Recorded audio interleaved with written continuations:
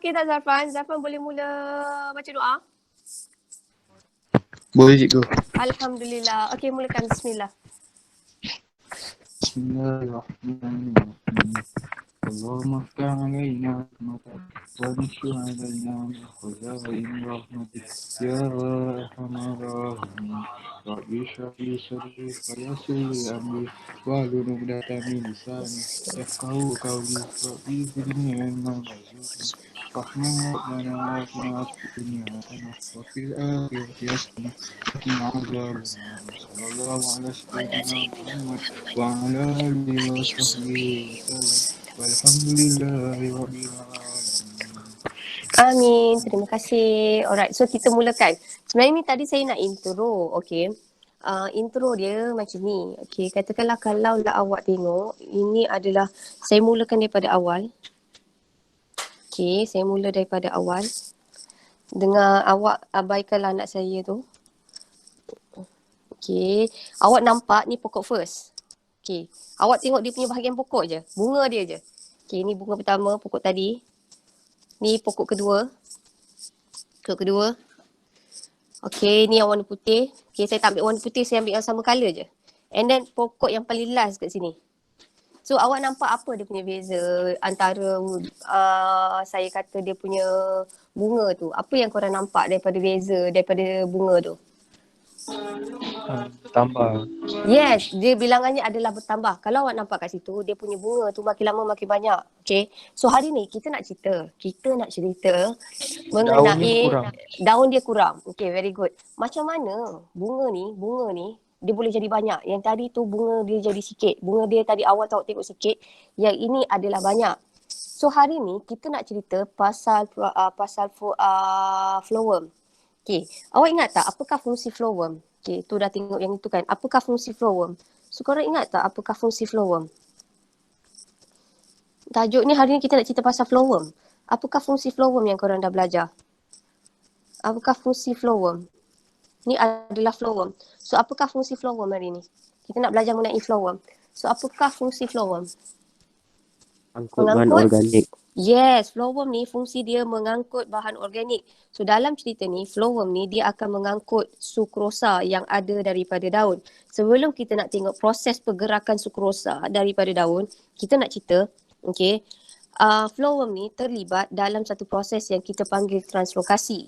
So translokasi ini melibatkan tisu flowworm. Okay, awak sabar dengan saya tahu. Masalahnya saya dah baca, tapi masalahnya bila saya dah baca, dengan saya explain adalah two different things. Saya baca, saya faham. Tapi rupanya bila nak bagi orang faham, apa yang kita faham, benda tu susah. Faham tak? Korang faham tak apa maksud saya? It's quite difficult tau nak bagi orang faham apa yang kita faham. Faham tak? Ental. Salah. Faham tak? Okay. Tak faham kot. Okay, right. So. Okay. Now, ini adalah ikut kefahaman saya. Now, ikut kefahaman saya, hari ni kita nak cerita pasal flowworm. Flowworm ni terlibat dalam satu proses. Namanya proses.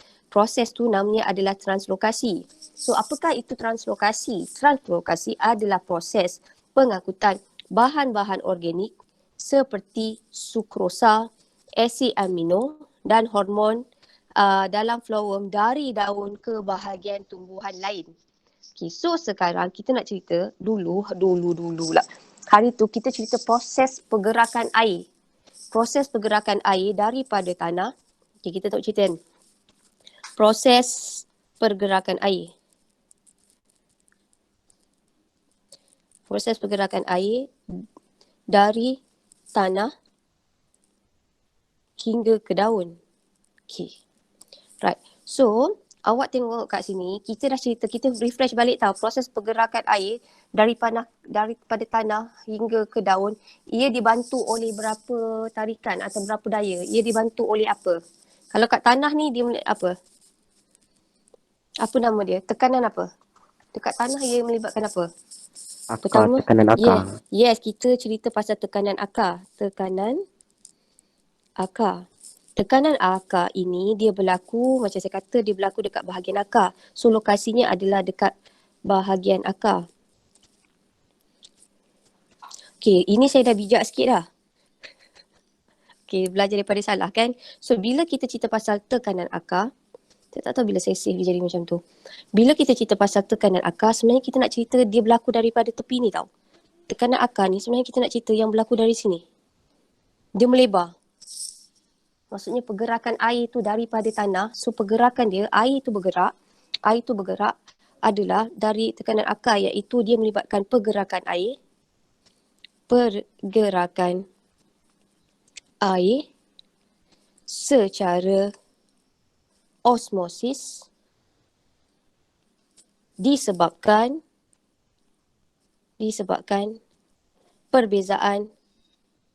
perbezaan keupayaan air. So dia akan bergerak daripada keupayaan air tinggi ke kawasan keupayaan air adalah rendah. So pergerakan air daripada tanah, so kita refresh balik lagi sekali tau. Pergerakan air daripada tanah, dia akan masuk ke mana dulu? Air tu bergerak daripada tanah, dia akan masuk ke mana dulu? Sel, akar, rambut. Ingat lagi tak? So daripada tanah, air tu akan bergerak ke sel, akar, rambut. Daripada sel, akar, rambut, air tu akan bergerak masuk ke mana? Air tu akan bergerak pergi mana? Dia EKES tu. Daripada sel akar rambut, air tu akan bergerak pergi ke mana? Dia start huruf E. Epidermis. Yes, very good. Terima kasih. So dia akan bergerak ke epidermis. Okay, ambil epi saja. Lepas epidermis, dia akan bergerak pergi ke mana? Cortex. Pergi ke cortex. Lepas ke cortex? Endodermis. Endodermis. Lepas endodermis? Silinder vascular. Silinder vascular. Sebelum silinder, okay, silinder vascular bahagian yang paling luar sekali. Dia ada 3. Dia ada phloem, xylem dengan pericycle. Dia lalu mana dulu? Mana dulu? Korang. Yes, dia akan lalu pericycle dulu. Lepas pericycle, dia akhirnya dia akan sampai ke xylem. So kesimpulan yang saya perasan, apabila kita cerita mengenai tekanan akar, sebenarnya tekanan akar tu dia nak cerita yang ini tau. Dia nak cerita pergerakan air tu. Pergerakan air tu daripada tanah, H2O ni, bergerak daripada tanah ke sel akar rambut, ke epidermis, ke cortex, H2O, ke endodermis, ke pericycle, dan akhirnya dia akan sampai ke xylem. Ending wajib ke xylem. Okay, so macam mana dia bergerak? Lagi sekali, ia bergerak secara osmosis. Macam mana osmosis tu boleh berlaku? Disebabkan perbezaan keupayaan air. So dia akan bergerak daripada kawasan keupayaan air tinggi. Okay, bergerak ke kawasan keupayaan air adalah rendah. So bila dia dah sampai xylem, sekarang dia cerita tengah ni pula. So bila tengah ni, sebenarnya ia melibatkan apa? Yang kalau dah sampai tengah tu pula, dia melibatkan tindakan apa pula kat situ? Apakah tindakan yang terlibat pula dekat bila dah sampai ke xylem ke tengah tu, dia akan melibatkan apa? Ingat lagi tak pergerakan air? Dia dah sampai xylem tau. Ini jalan cerita air, the journey of water. Dia pergi mana pula? Cortex, endodermis, yes, very good. Dia pergi ke mana tu? Dia pergi ke mana? Apakah tindakan dia? Apakah tadi tekanan akar? Bila kau sampai xylem, okay, lokasinya kat bahagian batang. So apakah nama tindakan yang ada kat situ pula? Apakah daya yang membantu air itu bergerak? Saya bagi agak 3 jawapan. Tekanan akar, transpirasi. Yes, thank you Ain. Tindakan kapilari. So dekat sini jawapannya adalah tindakan kapilari. Sekejap Mana ni? Okey, jawapannya adalah tindakan kapilari. Okey, tindakan kapilari ni ia melibatkan berapa daya? Siapa yang menolong tindakan kapilari ni? Okey, daya lekitan dan daya lekatan. Okey, daya lekitan dan daya lekatan. Saya habis saya tengah cas.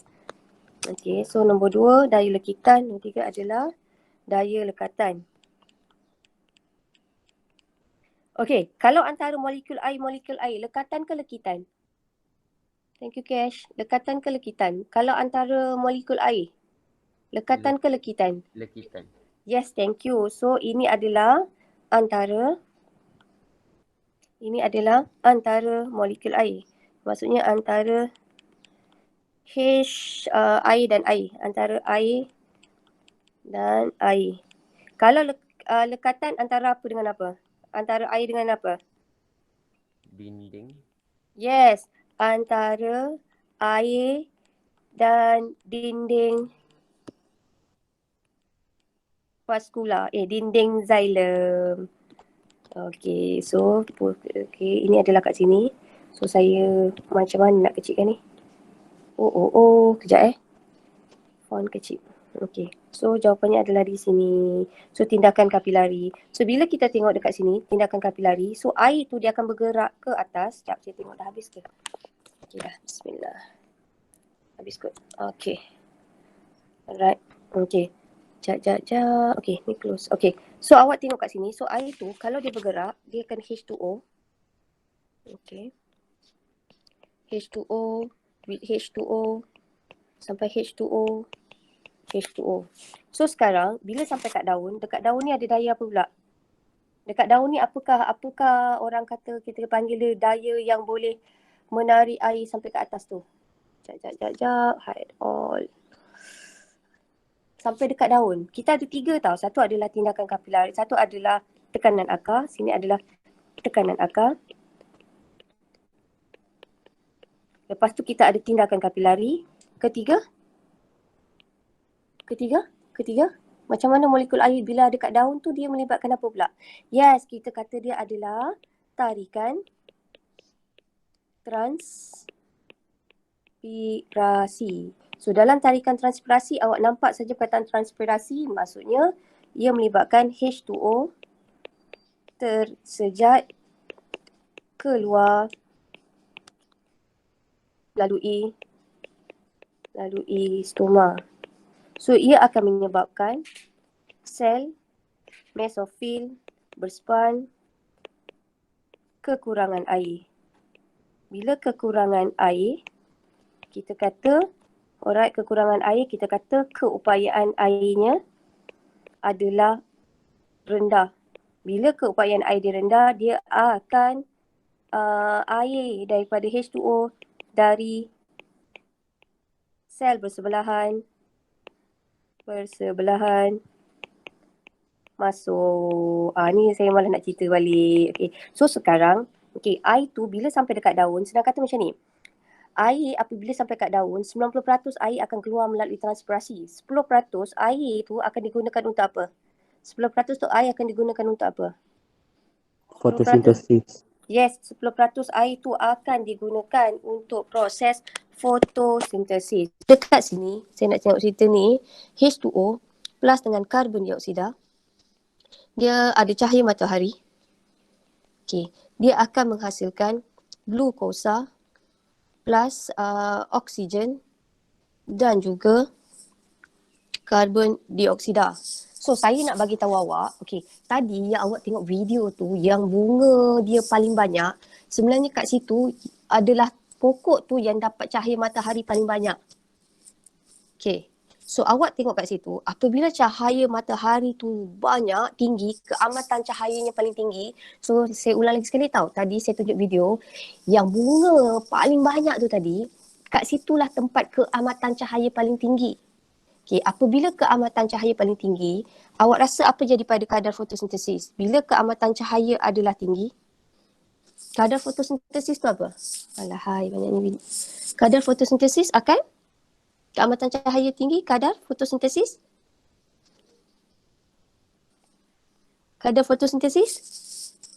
adalah tinggi. Ya Allah, korang tidur ke? Bila keamatan cahaya tinggi, kadar fotosintesis adalah tinggi. Awak macam ni, janganlah buat macam ni. Tumbuhan ni kita kena belajar juga tau. So dalam hidup kita ni, kita tak boleh memilih. Alright, awak tak boleh, life is like that. Dunia ni memang macam tu. Maksud saya awak tak boleh pilih apa yang awak suka je.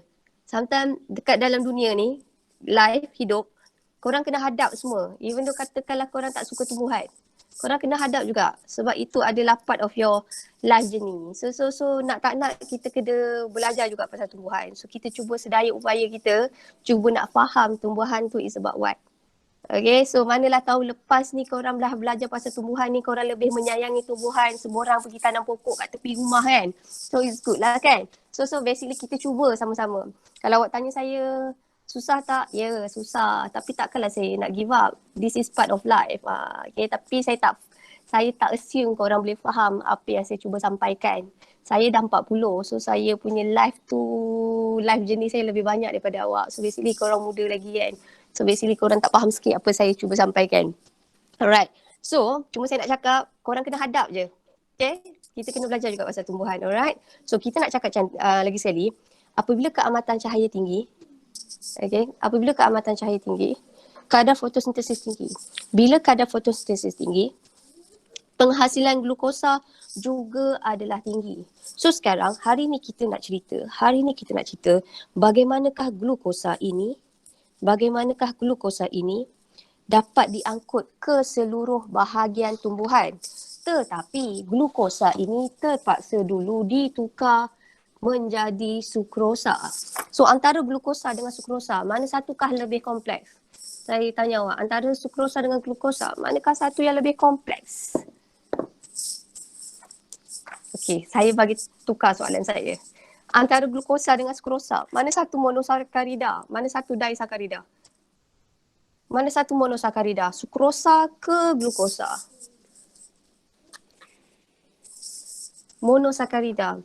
Karbohidrat ada 3 jenis. Monosakarida, disakarida, polisakarida. So glukosa ni termasuk dalam mana satu? Monosakarida ke, disakarida ke atau polisakarida? Teka je. Glukosa. Mono tu apa? So glukosa ni monosakarida ke, disakarida ke atau polisakarida? Teka je. Okay. Alright, so Fakri, cuba teka Fakri. Glukosa ni monosakarida ke, disakarida ke atau polisakarida? Glukosa. Teka je. Monosakarida tu mono, satu molekul. Disakarida 2 molekul. Poli adalah rantaian panjang monosakarida. So glukosa yang mana satu? Monosakarida atau disakarida? Tu je. Monosakarida. Ya, terima kasih. Glukosa adalah monosakarida. Dia satu je. Macam ni monosakarida. Sukrosa apa? Sukrosa adalah disakarida. So, awak teka. Okey, lagi sekali soalan. Kalau glukosa ni adalah monosakarida. Kalau sukrosa ni pula adalah disakarida. Apakah nama proses yang membentuk monosakarida menjadi disakarida? Saya bagi 2 pilihan. Kondensasi ke hidrolisis? Teka je, kondensasi ke hidrolisis? Huda cuba teka, kondensasi ke hidrolisis? Teka je. Kondensasi tu adalah proses pembentukan. Hidrolisis adalah pemecahan molekul. So daripada sini awak teka, dia kondensasi ke ataupun dia hidrolisis? Ia melibatkan kondensasi atau hidrolisis? Hidrolisis. Are you sure? Hidrolisis tu pecah tau. Kalau kat sini awak nampak glukosa daripada macam ni kan, dia akan jadi macam ni. Asalnya satu-satu, single, lepas tu dia kahwin. Jadi double begini. Ini awak rasa dia bentuk ke dia pecah? Kalau daripada satu begini, lepas tu dia gabung. Okey, ini adalah penggabungan ke atau pemecahan? Gabung. Kalau gabung, kalau betul tu gabung jawapannya adalah kondensasi. Ya, tak apa. Dah tempat. Masa ni adalah anniversary PKP kan. So, kita pun tak tahulah masa tu belajar apa masa ni kan. So, kita nak ingat macam ni. Hasil daripada proses fotosintesis adalah glukosa. Tetapi glukosa akan mengalami kondensasi. Membentuk sukrosa. Okay, so far. Okay kan? So, sekarang kita nak tengok apakah kepentingan proses translokasi ni. kepentingan proses translokasi ni sebenarnya angkut hasil fotosintesis ke bahagian tumbuhan yang lain untuk respirasi. Dan juga kalaulah ada sukrosa atau glukosa berlebihan, ia akan digunakan untuk pertumbuhan. So pertumbuhan untuk bentuk apa? Dia nak bentuk bunga. Dia nak bentuk buah. Dia nak bentuk biji benih. So dia nak lagi tinggi. So tadi masa saya tunjuk video tu, kalau awak perasan, saya kata pokok yang banyak bunga tu adalah keamatan cahayanya paling tinggi. Bila keamatan cahayanya paling tinggi, glukosa yang dihasilkan paling banyak. Bila glukosa yang dihasilkan paling banyak, tumbuhan tu ada banyak glukosa dan glukosa yang berlebihan itu akan digunakan untuk menghasilkan banyak bunga. So basically kalau awak perasan bulan lepas, awak perasan tak panas terik sangat sampai awak rasa macam nak puasa tu. Perasan tak tahun bulan lepas panas dia semacam. So sebenarnya panas tu kita tak suka panas. Tetapi untuk tumbuhan, kenapa Nick ni nak masuk ni? Nick ni betul ni. Kenapa? Alright. Kenapa kita kata untuk tumbuhan ni, kan saya dah lupa Nick nak masuk dan cakap apa. So kita kata apabila glukosa ni banyak, glukosa yang berlebihan tu akan digunakan untuk menghasilkan bunga. Tadi saya bagi tahu lagi sekali. Masa musim panas, kita tak suka panas tapi tumbuhan suka panas. Kenapa tumbuhan suka panas? Apabila ada matahari, so proses fotosintesis tu lagi banyak. Bila proses fotosintesis tu lebih banyak, dia akan menghasilkan banyak glukosa. Bila dia menghasilkan banyak glukosa, banyaklah bunga yang dihasilkan. So kepentingan translokasi adalah untuk pertumbuhan dan juga respirasi. Dan jika ada hasil fotosintesis berlebihan, ia akan diangkut ke rhizome, umbisi dan juga bawang. Ini ni kan, rhizome, umbisi dan bawang ni letaknya kat mana? Awak teka letaknya kat mana ni? Akar. Yes, very good. Ini letaknya adalah di akar. So kesimpulannya, proses translokasi adalah proses pengangkutan bahan fotosintesis. Hasil fotosintesis. So hasil fotosintesis adalah glukosa. Tetapi glukosa akan mengalami kondensasi atau ditukar menjadi sukrosa. Okay. So bila ditukar menjadi sukrosa, sukrosa ni akan digunakan untuk proses apa? Glukosa atau sukrosa ni bila lah diangkut ke seluruh bahagian tumbuhan, glukosa sukrosa ni digunakan untuk apa? Macam mana kita tahu dia digunakan untuk apa?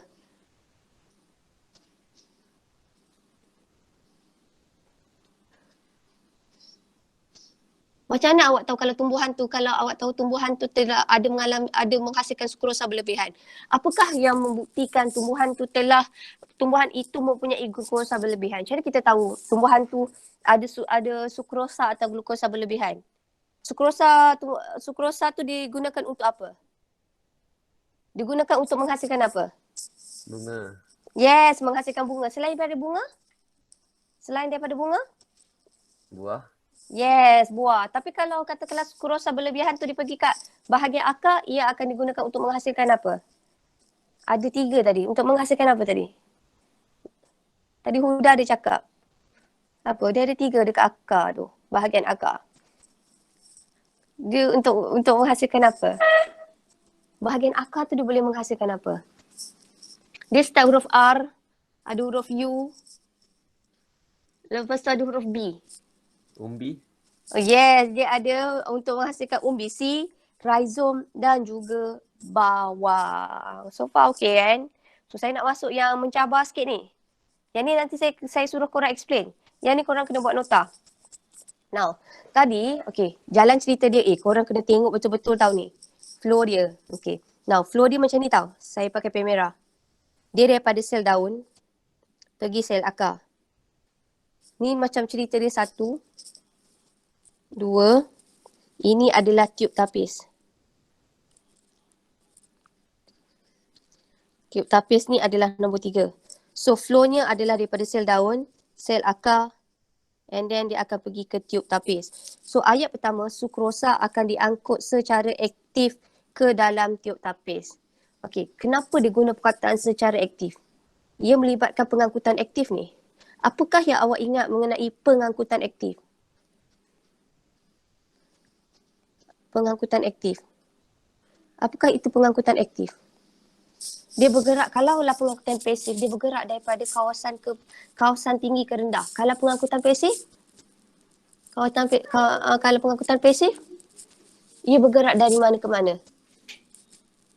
Kalau pengangkutan aktif, ia bergerak dari mana ke mana? Kalau pasif, ia bergerak daripada kawasan tinggi ke rendah.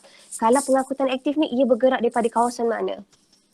Yes, daripada kawasan rendah ke kawasan tinggi. So maksudnya macam ni, walaupun dekat daun ni, glukosa atau sukrosa ni sedikit, tetapi glukosa, sukrosa ni masih boleh diangkut ke bahagian tumbuhan yang lain. Sebab tu keyword dekat sini adalah secara aktif. Kedua, ayat statement nombor 2 ni tahu. Awak kena tengok betul-betul ni. Ni susah sikit ni. Dia flow dia macam tricky sikit.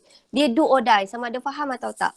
Okey, ayat nombor 2, pengangkutan sukrosa melalui tiub tapis, melalui serakan sel daun. Senang kata macam ni. Sukrosa akan diangkut dari daun, sukrosa akan diangkut daripada daun ke sel akar ke tiub tapis. Alasannya kenapa dia diangkut macam banyak sangat jalan daripada sel akar, sel daun, serakan, tiub tapis kerana untuk mengurangkan keupayaan air tiub tapis. Saya ulang slow-slow. Okey, saya tengah cerita ayat yang pertama ni tau. Statement yang pertama, saya ulang slow-slow. Okey, sukrosa yang dihasilkan di daun, diangkut secara aktif. Cara sukrosa ini diangkut dari sel daun pergi ke sel akar, serakan, kenapalah sel akar je, serakan, kemudian pergi ke tiub tapis. Maksudnya dia tak adalah terus daripada sel daun terus ke tiub tapis tau. Dia step by step. Daripada sel daun pergi ke serakan ke tiub tapis. Kenapakah berlakunya begini? Sebab dia nak mengurangkan keupayaan air tiub tapis. Okey, yang ni saya padam dulu. Kenapa? Saya tulis ayat cantik adalah untuk kurangkan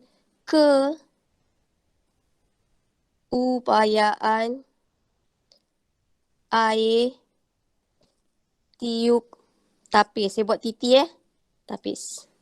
Okey, so far sampai sini boleh faham tak? Saya tengah cerita statement nombor 1 dengan statement nombor 2. So far boleh faham tak? Is it? Okay, so saya rasa awak faham.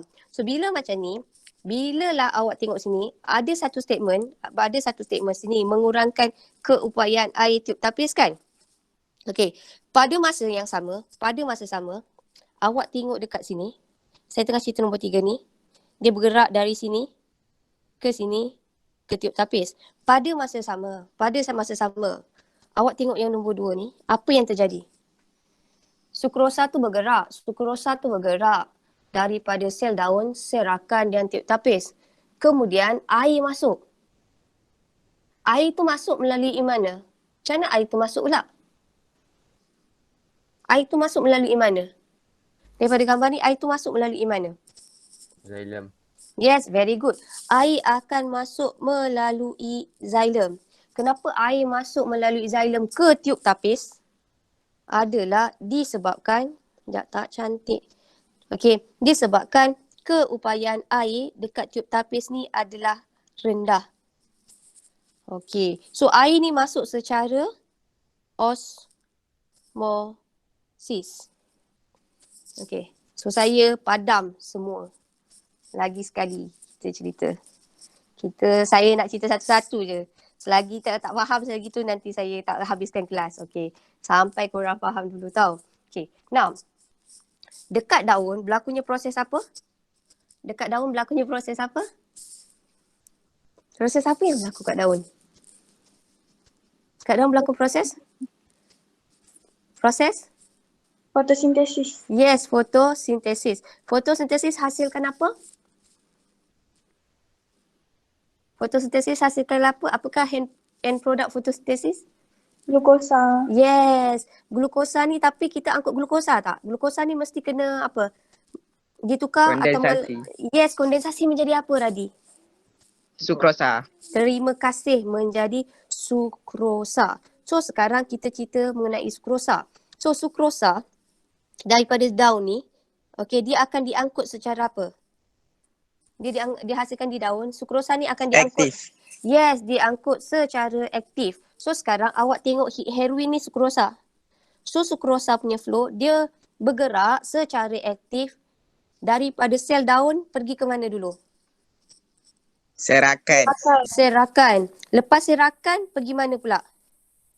Tiup tapis. Terima kasih. Ini adalah nombor 3, tiup tapis.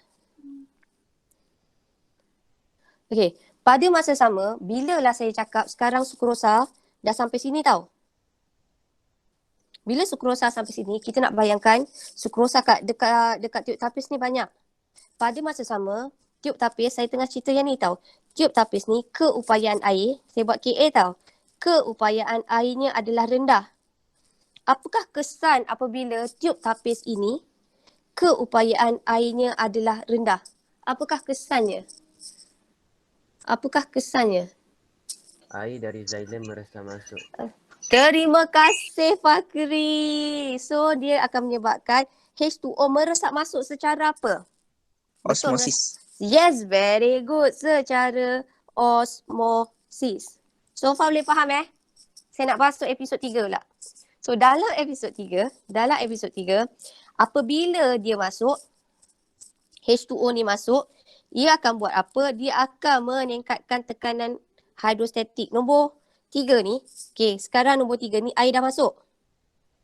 Bila air dah masuk, yang nombor 3 berlaku ni, tekanan hidrostatiknya adalah tinggi.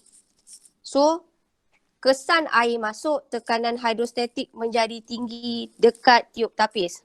So, tu ayat nombor 3. Okay. Ayat nombor 4. Nombor 4 ni apakah jadian nombor 4? Nombor 4 ni tekanan hidrostatik yang tinggi.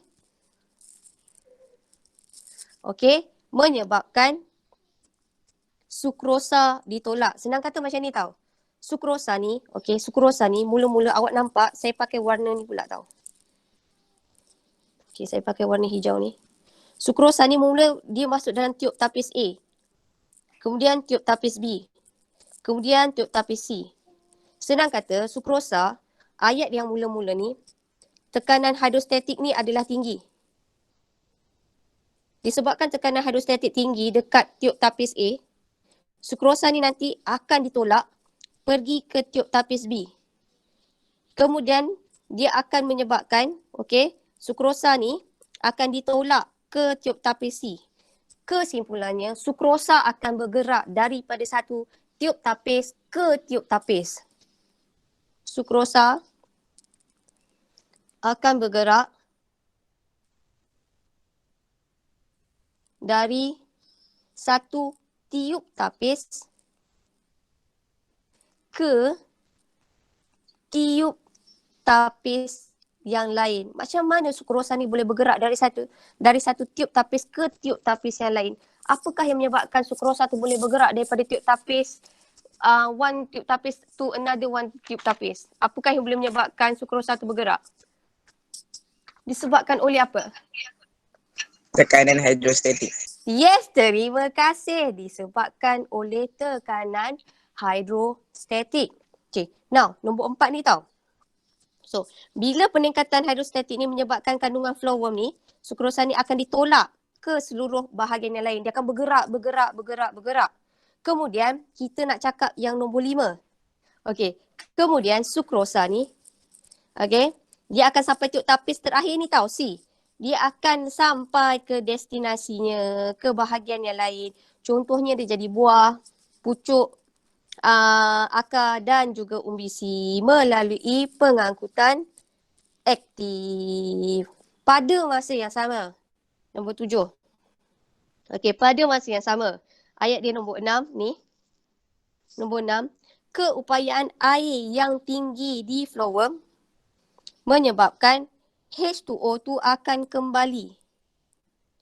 Okey, masuk ke xylem. Okey, bila dia masuk ke xylem? Okey, bila masuk xylem, yang ini akan, air tu akan ditarik oleh tarikan transpirasi. Saya ulang slow-slow. Kita main pass baton Okey, sekejap. Saya nak start dengan Radi lah sebab tadi Radi dia aktif menjawab. Sekejap Radi. Sat. Okey, kita nak cerita ni je hari ni. Okey.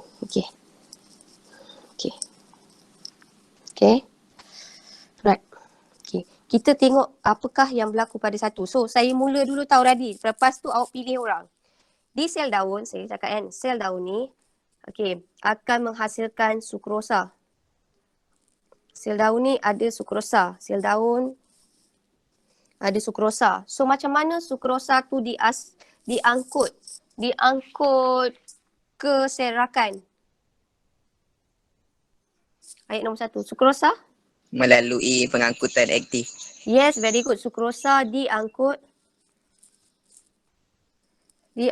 secara pengangkutan aktif ke sel rakan.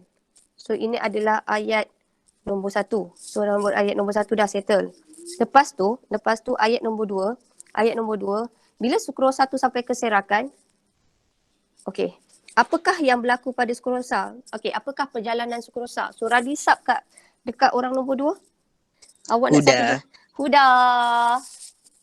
So, sukrosa tu akan bergerak daripada sel daun pergi ke sel rakan. Lepas tu pergi mana? Tiup tapis. Yes, very good. Ini adalah tiup, apa saya tulis tu? Tiup tapis. Okay, dia pergi ke sini melalui sukrosa. So, sekarang kita bayangkan dekat tiup tapis yang pertama ni. Okay, tiup tapis ni sukrosa dia tinggi. Okay, bila sukrosa dekat tiup tapis yang saya lukis ni tinggi, okay, keupayaan air dia tinggi ke rendah untuk tiup tapis yang saya conteng ni? Sukrosa dia tinggi tau. Keupayaan airnya tinggi ke rendah? Rendah. Yes, very good. Keupayaan airnya rendah. So, apakah kesan daripada keupayaan air tu adalah rendah? Air masuk dari xylem. Yes, very good. So, ayat dia ni awak nampak air tu akan masuk melalui xylem secara? Osmosis. Yes, very good. Secara osmosis. Okay. Ini tiup tapis ni, ini adalah tiup tapis pertama. Ini adalah kemudian kita tengok ini adalah tiup tapis kedua. Okay, so apakah jadi pada sukrosa? Huda, sub pada siapa yang awak nak? Sukrosa ni bergerak, sukrosa ni sekarang dekat sini tau. Dekat tiup tapis nombor A. Lepas tu sukrosa tu akan bergerak pergi ke mana? Okay, Huda nak bagi kat siapa? Nurin. Siapa? Aisyah. Aisyah. Oh, Nurin. Okay, sorry. So, Aisyah. So, sebab kemudian sukrosa dekat tiup tapis ni akan bergerak pergi ke mana? Sukrosa daripada tiup tapis ni kan? Dia akan bergerak pergi ke mana? Daripada gambar ni dia akan bergerak pergi ke mana? Mana? Dia akan stay kat situ ke atau dia bergerak? Dia bergerak pergi mana? Ni sekarang tiup tapis tau. Nombor 3 ni. So sekarang sukrosa ni, dia akan bergerak pergi ke mana? Sukrosa tu akan bergerak pergi ke mana? Weh, apa tu? Dia akan bergerak pergi ke mana? Sukrosa di tiup tapis akan bergerak ke ni tiup tapis. Pergi ke mana? Tiup tapis lain. Yeah, ke tiup tapis lain. Kenapa dia boleh bergerak ke tiup tapis lain? Disebabkan ada satu tekanan. Tekanan Huruf H. Disebabkan tekanan. Just start huruf H. Kenapa? H-I-D. Hydrolysis. Bukan. Hydro Tak, tak, betul? tak, tak. Hydro Hydro. betul? Hydro. Sampai hydro. Hydrostatic. Yes, dia akan sampai ke bergerak ke dia akan disebabkan oleh tekanan hidrostatik. Okay. So ayat dia yang seterusnya ni ayat nombor 5 tau. So ayat nombor 5 ni saya tulis kat sini. Okay. Disebabkan peningkatan hidrostatik ni disebabkan tekanan hidrostatik. Okay. Sukrosa akan bergerak sehingga ke organ tumbuhan lain. Dalam kes ini, organ tumbuhan lain tu apa? Ni apa ni? Aisyah bagi orang lain. Aisyah bagi orang lain.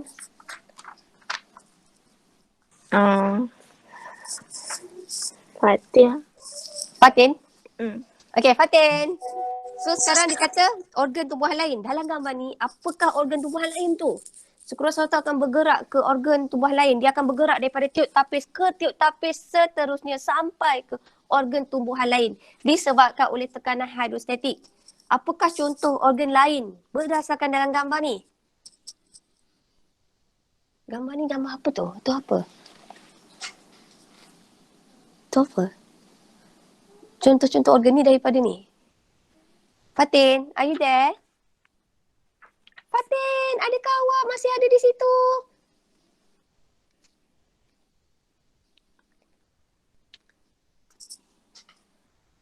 Lain, Aisyah. Adam. Ada. Dap. Apakah organ tumbuhan lain berdasarkan gambar? Ya Allah, tengok gambar tu je. Adam, makan ke? Astaghfirullahalazim. Cepat, Dam. Apakah organ tubuh lain berdasarkan gambar ni je, Dam? Saya nak tengok awak pay attention atau tak? Okay. Come on, Dam. Okay, dia akan bergerak. Sukrosa ni akan bergerak daripada tiuk tapis ke tiuk tapis yang lain. Dan pergerakan sukrosa ini adalah disebabkan oleh tekanan hidrostatik. So pergerakan sukrosa ni sampai akhirnya dia akan sampai ke organ tumbuhan, organ tertentu tumbuhan. Berdasarkan gambar ni, sukrosa tu akan diangkut ke organ mana? Come on, Dam. Wait, dari gambar, Dam.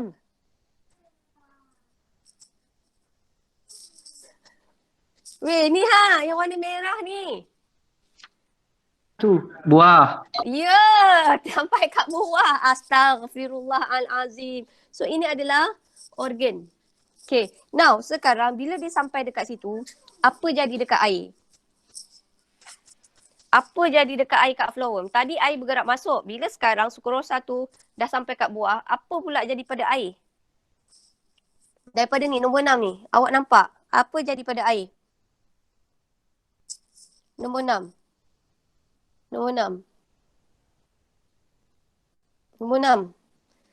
Awak nampak apa ni? H2O tu pergi ke mana pula? H2O tu akan bergerak dari mana pergi ke mana? Daripada xylem pergi ke phloem atau phloem pergi ke xylem? Phloem ke xylem. Yes, dia akan pergi daripada Gila dah. phloem Ada boleh siap. pergi ke xylem. Okay, so kenapa dia boleh bergerak kat situ? Disebabkan keupayaan air dekat phloem ni adalah tinggi. Dekat xylem, keupayaan airnya adalah rendah. Disebabkan itu, H2O akan masuk ke dalam xylem secara osmosis. Nombor 6, bila dia dah sampai dekat xylem, H2O tu akan bergerak ke atas ke bawah? Adam, last Adam. Daripada nombor 7 tu awak tengok, H2O tu bergerak ke atas atau ke bawah? Ke atas. Ke atas. Kenapa dia boleh bergerak ke atas? Disebabkan tarikan apa? Ke atas ada apa? Ke atas tu ada apa? Tarikan apa? TT, you know ya. Tarikan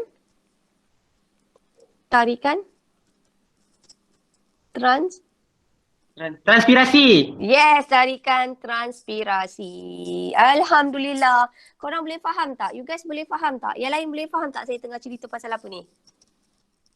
Cerita dia ni, korang kena cerita satu-satu tau. Kalau korang tak cerita satu-satu, korang tak boleh nak bayangkan. So far okay Alright. So okay, so saya nak masuk sikit yang hari tu saya tertinggal. Saya nak cerita pasal gutasi. Okay, now apakah itu gutasi? Gutasi ni macam ni tau. Air, saya nak bayangkan ini adalah pokok. Saya lukis pokok tau.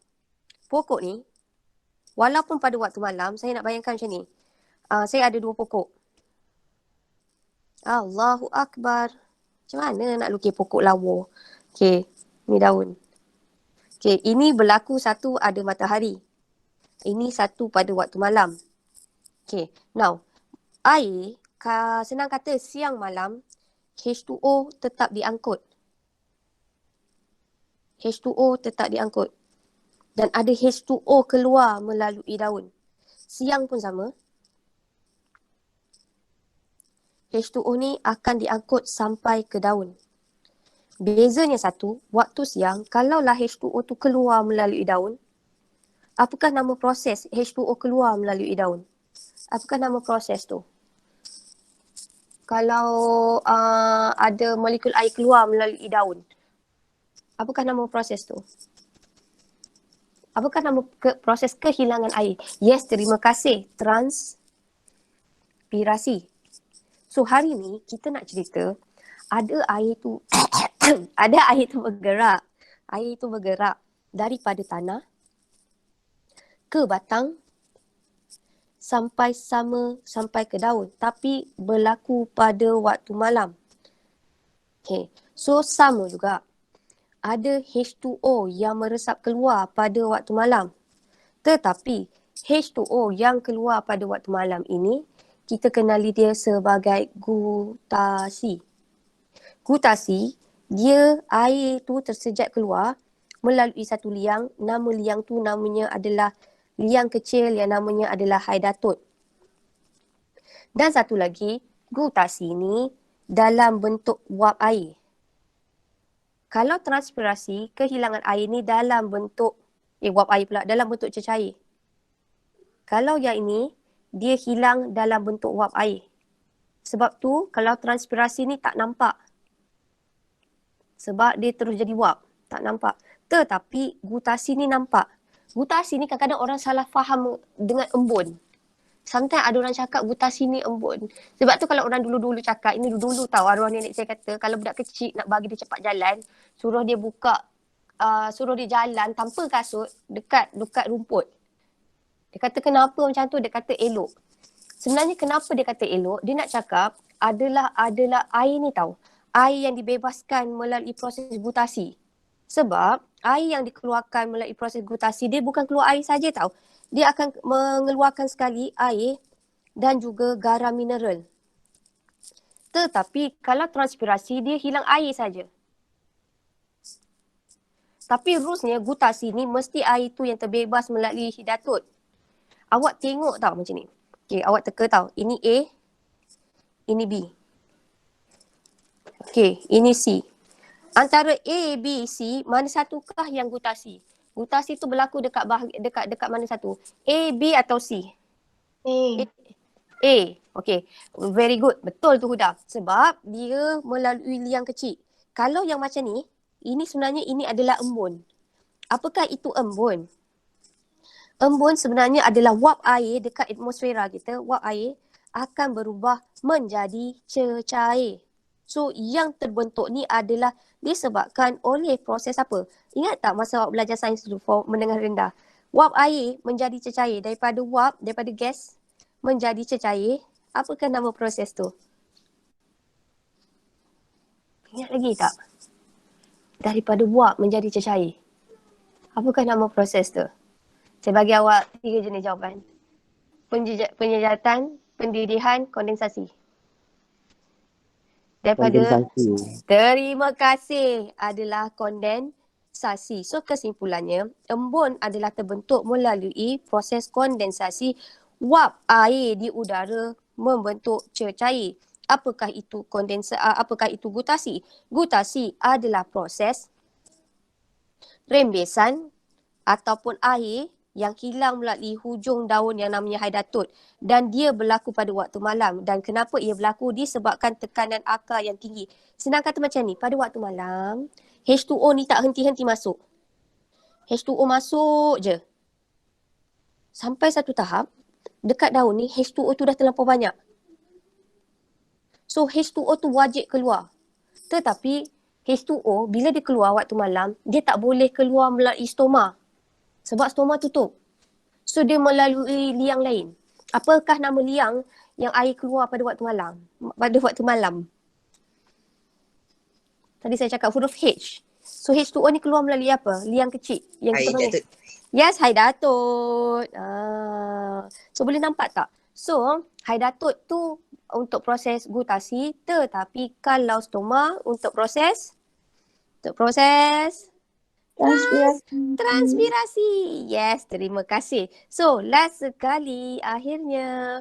So apakah itu? Apakah itu persamaan dan perbezaan? So persamaan dan perbezaan. Persamaan antara gutasi dan juga transpirasi, ia melibatkan kehilangan air. Bezanya kalaulah gutasi dalam bentuk cecair, kalaulah transpirasi dalam bentuk wap. Kedua-duanya melibatkan daun. Dan ketiga, persamaannya melibatkan kehilangan air melalui liang khusus. Tetapi kalau gutasi melalui liang kecil namanya haidatut, kalaulah untuk transpirasi biasanya ada kat daun adalah melalui stoma. Lenticel tu kat batang. Now, macam mana gutasi itu berlaku? Gutasi berlaku adalah disebabkan oleh tekanan akar, tetapi transpirasi adalah disebabkan keupayaan air yang tinggi. Apakah kandungan yang ada dalam gutasi? Gutasi ni ada air dan juga ion mineral, tetapi transpirasi air tulen sahaja.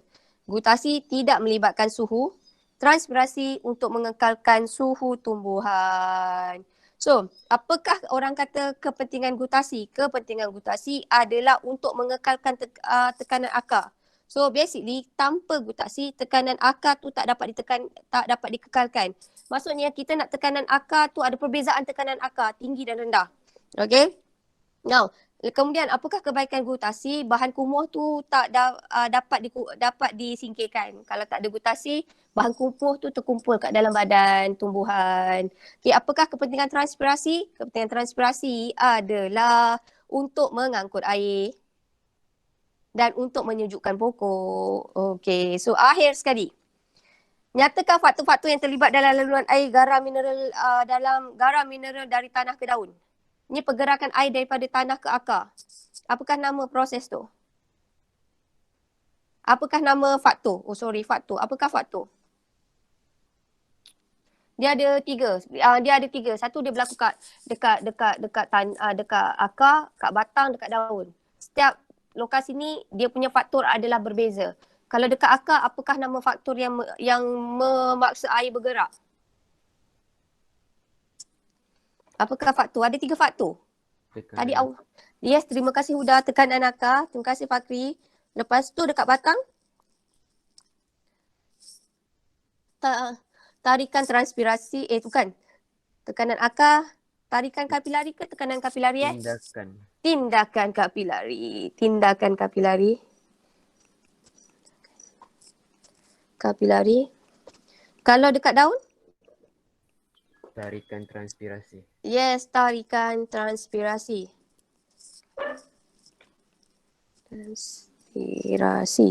Okey.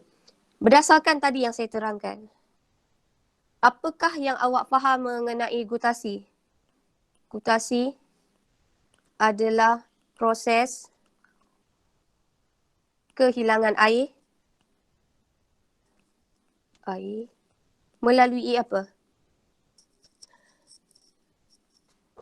Haidatut. Haidatut. Yes, melalui haidatut, melalui hidatut. Dalam bentuk apa? Cecair. Dalam bentuk cecair dan berlaku pada waktu? Malam. Yes, berlaku pada waktu malam. Tak apa Amsyah, saya pun Tidur lah salah. lah, Pak Mak. Tengok kenapa tulis Amsyah berlaku pada waktu malam.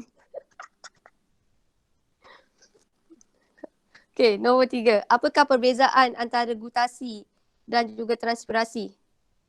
Gutasi, transpirasi.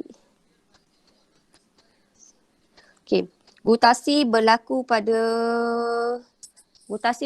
bila? Berlaku waktu malam.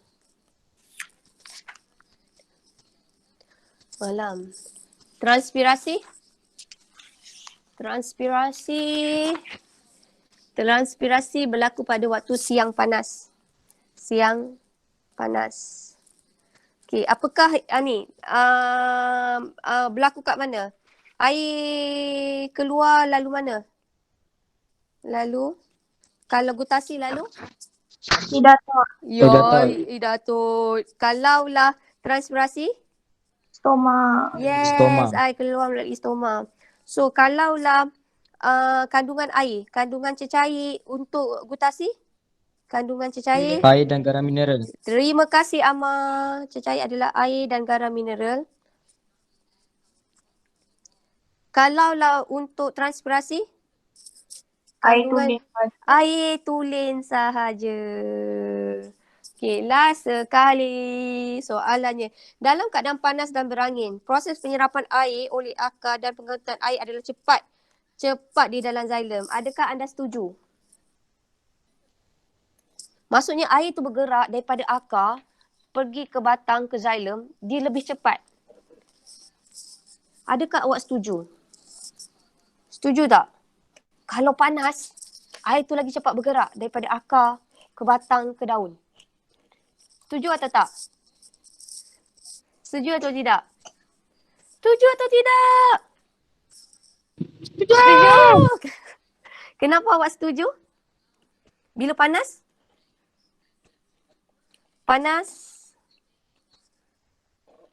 Panas ni akan menyebabkan apa? Tekanan lebih tinggi. Yes, tarikan transpirasi berlaku lebih tinggi. Very good. Tarikan transpirasi berlaku lebih tinggi. Ya, Alhamdulillah. So, untuk awak punya latihan, awak punya periksa sampai kat situ je tau. Sekejap Saya tak nak buat yang ni lah. Latihan formatif yang ini. Macam ni tau. Yang ini saya hold buka sekolah. So, senang kata, nanti saya buat awak checklist periksa. Saya rasa ini pun dah cukup banyak untuk awak digest. So, untuk bab 4, awak punya latihan, kerja, tugasan awak. Okay, tugasan. Praktis formatif 4.1 dan 4.2 sahaja. 4.1 dan 4.2 dan saya tambah nota. Nota ada 2. Satu nota adalah nota pergerakan air.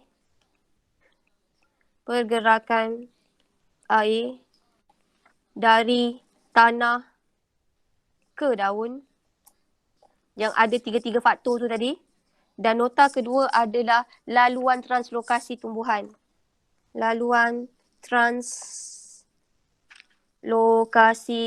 Saya minta maaf tau. Tajuk ni awak memang kena banyak melukis. Sebab satu, kita tak feel tumbuhan tau.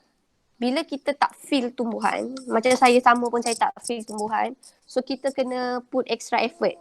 So antara extra effort yang kena buat adalah you guys kena buat ni. Okay, saya bagi awak pilihan tau. Saya tak nak paksa korang.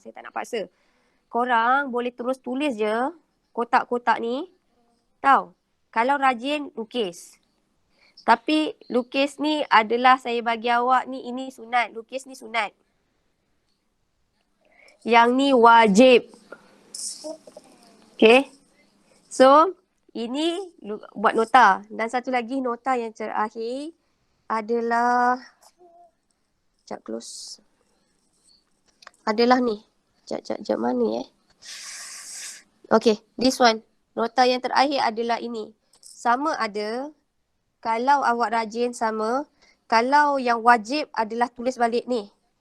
Buat dalam nota yang cantik, bukan salin sebiji macam saya. 2, 3. Kalau awak ini wajib. lukisan ni ini adalah sunat. Yang tu adalah wajib. So, itu sahaja. Selamat bercuti. Do you have any question? Awak ada masalah tak? Ada tak nak tanya apa-apa? Do you have any questions? Korang ada masalah untuk tanya tak? Do you have any questions? Enggak. Enggak, betul?